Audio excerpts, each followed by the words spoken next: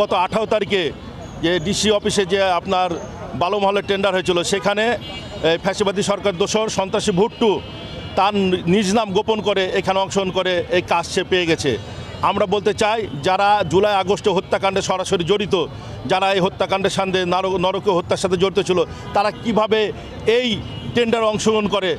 আওয়ামী ফ্যাসিবাদের দোসর হিসেবে পরিচিত সেলিম রেজা ভুট্টুর বালুমহলের লাইসেন্স বাতিলের দাবিতে 20 মার্চ বৃহস্পতিবার সকাল 11টায় রাজশাহী নগরীর 0 পয়েন্টে মানববন্ধন অনুষ্ঠিত হয়েছে।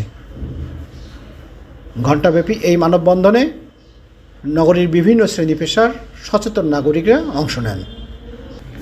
মানববন্ধনে বক্তারা অভিযোগ করেন, সেলিম রেজা ভুট্টু দীর্ঘদিন ধরে রাজনৈতিক প্রভাব খাটিয়ে বালু ব্যবসার মাধ্যমে পরিবেশ, নদী ও জনজীবনের মারাত্মক ক্ষতি করে চলেছে।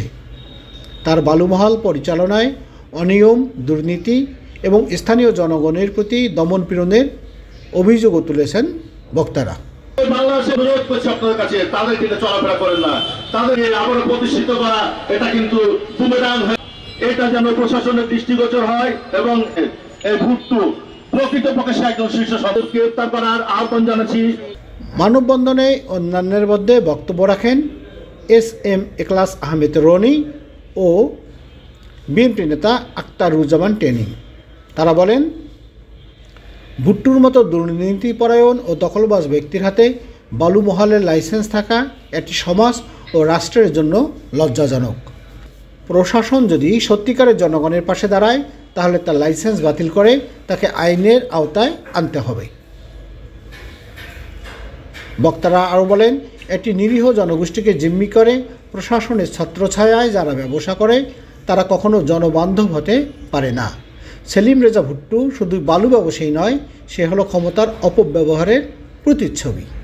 গত 18 তারিখে যে ডিসি অফিসে যে আপনার বালুমহলের টেন্ডার হয়েছিল, সেখানে ফ্যাসিবাদী সরকার দোসর সন্ত্রাসী ভুট্টু তার নিজ নাম গোপন করে এখানে অংশগ্রহণ করে এই কাজ সে পেয়ে গেছে।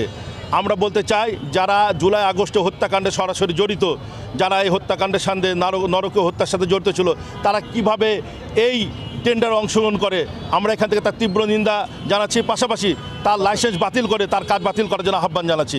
হ্যাঁ, যদি বাতিল না করে তাহলে পরবর্তীতে আমরা অবশ্যই বড় ধরনের কর্মসূচি দেবো ইনশাল্লাহ। প্রয়োজন আমরা ডিসি অফিস পর্যন্ত আমরা যাব এবং তাকে 24 ঘন্টার মধ্যে তাকে আমরা গ্রেপ্তারের দাবি জানাচ্ছি। সে তো একজন ফৌজদারি মামলার আসামি, সে কিভাবে এখানে অংশগ্রহণ করে তা প্রশাসনের দৃষ্টি আকর্ষণ করছি, তাকে অবিলম্বে তাকে গ্রেপ্তার করা হোক।